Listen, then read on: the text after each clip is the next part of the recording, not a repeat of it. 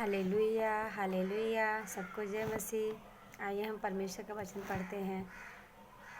मरकुस 14:32। हालेलुया। जागते रहो। उस दिन या उस घड़ी के विषय में कोई नहीं जानता। उस दिन या उस घड़ी के विषय में कोई नहीं जानता, न स्वर्ग के दूत और न पुत्र, परंतु केवल पिता। प्रभु यीशु मसीह कहते हैं मेरे आने का समय, मतलब उस दिन या उस घड़ी का समय, मतलब मेरे आने का समय कोई नहीं जानता, न स्वर्ग के दूत न पुत्र, मतलब न तो स्वर्गदूत न तो मैं, सिर्फ कौन जानता है? पिता, परमेश्वर के सिवा कोई नहीं जानता कि आने का समय कब होगा। हालेलुया। देखो जागते रहो, देखो जागते और प्रार्थना करते रहो। क्या कहता है प्रभु? देखो जागते और प्रार्थना करते रहो, मतलब निरंतर प्रभु के पीछे चलते रहो। जैसे कहते हैं कि जो सोता है वो खोता है। तो जब हम परमेश्वर के पीछे चलेंगे तो हमें आशीष मिलेगी। हालेलुया। क्योंकि तुम नहीं जानते कि वह समय कब आएगा। लिखा है वचन में, क्योंकि तुम नहीं जानते कि वह समय कब आएगा। यह उस मनुष्य की सी दशा है, यह उस मनुष्य की सी दशा है जो परदेश जाते समय अपना घर छोड़ जाए। हालेलुया। यानी कि जैसे कोई मनुष्य जब परदेश जाता है तो अपना घर छोड़ जाता है। हालेलुया। और अपने देशों को अपने दासों को अधिकार दें। हालेलुया। जैसे कोई परदेश जाते हुए अपना घर छोड़ जाए और अपने दासों को क्या करे? अधिकार दें, और हर एक को उसका काम बता दे, और हर एक को उसका काम बता दे। हालेलुया। और द्वारपाल को जागते रहने की आज्ञा दें, और द्वारपाल को जागते रहने की आज्ञा दें। इसलिए जागते रहो, क्योंकि तुम नहीं जानते कि घर का स्वामी कब आएगा, सांझ को या आधी रात को, या मुर्ग के भाग देने के समय, या भोर को। हालेलुया। इसलिए प्रभु ने वो दृष्टांत बताया है, जैसे कि कोई अपना परदेश जाता है तो घर छोड़ के, उसी तरह जैसे हम प्रभु कहता है कि प्रभु जाएगा तो फिर हमें लेने आएगा। हालेलुया। ऐसा न हो कि वह अचानक आकर तुम्हें सोते पाए। और जो मैं तुमसे कहता हूँ वही सबसे कहता हूँ, जागते रहो। हालेलुया। प्रभु कहता है जागते रहो, प्रभु में बने रहो, प्रभु में लीन रहो। जब प्रभु आएगा, तुमको सजा सजाया तैयार हुआ देखेगा, तैयार हुआ पाएगा, तो तुम्हें फिर अपने पास ले जाएगा। हालेलुया। इसीलिए प्रभु कहता है जागते रहो, प्रार्थना करते रहो, भटको मत। आगे देखते हैं यीशु के विषय षड्यंत्र। हालेलुया। यीशु के विषय षड्यंत्र। प्रभु यीशु के लिए विरोधी लोग क्या षड्यंत्र रचते हैं।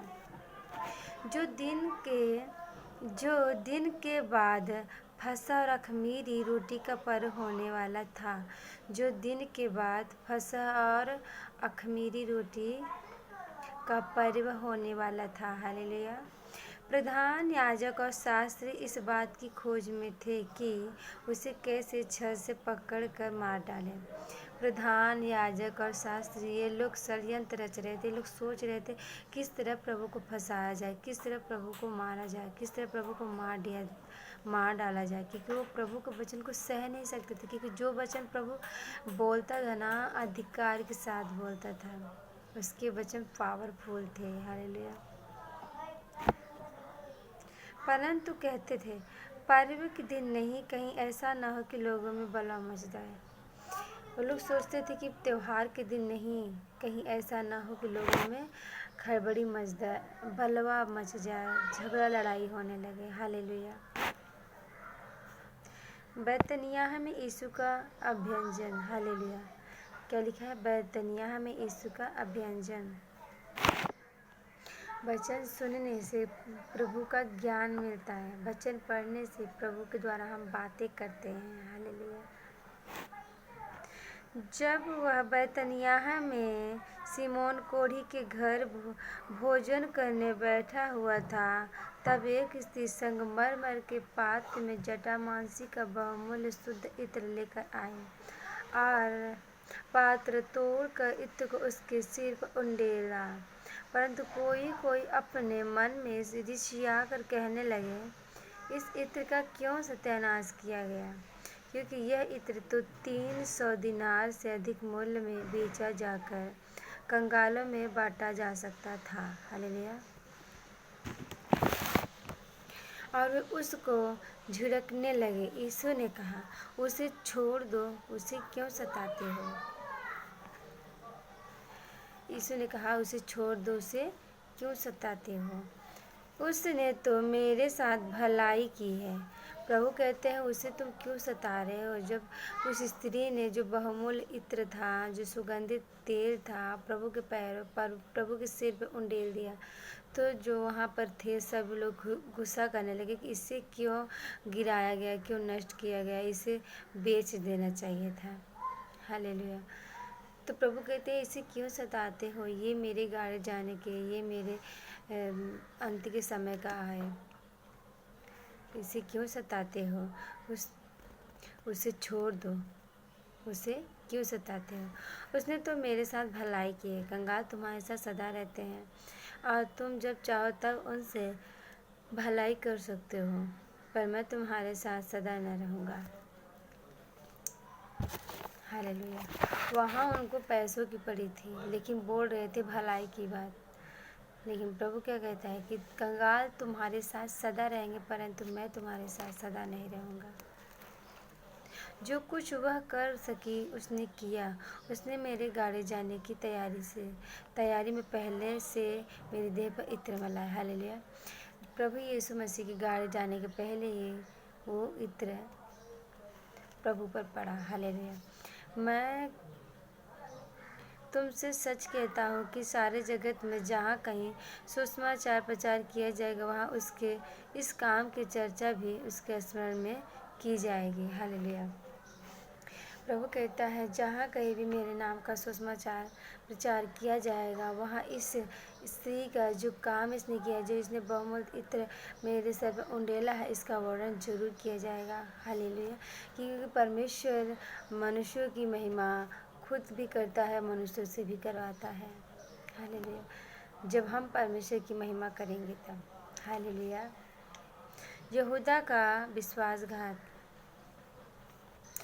तब यहूदा इस्करियोती, जो 12 में से एक था, प्रधान याजकों के पास गया कि उसे उनके हाथ पकड़वा दे। हालेलुया। वे यह सुनकर आनंदित हुए और उसको रुपए देने का स्वीकार किया। ये सुनकर उसके बाद यहूदा गया प्रभु को पकड़वाने के लिए। जब यहूदा बात किया प्रभु को हम पकड़वाने के लिए, तो वो लोग खुश हुए और वो लोग रुपए देने का स्वीकार किए। अवसर ढूंढने लगा कि उसे किस प्रकार पकड़े, और मौका ढूंढने लगे कि प्रभु को किस तरह पकड़वाए। हालेलुया। चेलों के साथ फसह का अंतिम भोज। चेलों के साथ फसह का अंतिम भोज। अख़मीरी रोटी के पर्व के पहले दिन, अख़मीरी रोटी के पर्व के पहले दिन, जिसमें वे फसह का बलिदान करते थे, उसके चेलों ने उससे पूछा, तू कहाँ चाहता है कि हम जाकर तेरे लिए फसह खाने की तैयारी करें। हालेलुया। उसने अपने चेलों में से 2 को यह कहकर भेजा, नगर में जाओ और एक मनुष्य जल का घड़ा उठाए हुए तुम्हें मिलेगा, उसके पीछे हो लेना, और वह जिस घर में जाए उस घर के स्वामी से कहना, गुरु कहता है कि मेरी पाहुनशाला जिसमें मैं अपने चेलों के साथ फसह खाऊं कहाँ है। वह तुम्हें एक सजी सजाई और तैयार की हुई बड़ी अटारी दिखा देगा, वहाँ हमारे लिए तैयारी करो। चेले निकल कर नगर में आए और जैसा उसने उनसे कहा था वैसा ही पाया और फसह तैयार किया। हालेलुया। जब साँझ हुई तो वह 12 के साथ आया। जब वे बैठे भोजन कर रहे थे तो यीशु ने कहा, मैं तुमसे सच कहता हूँ कि तुम में से एक जो मेरे साथ भोजन कर रहा है मुझे पकड़वाएगा। उन पर उदासी छा गई और वे एक एक करके उससे कहने लगे, क्या वह मैं हूँ?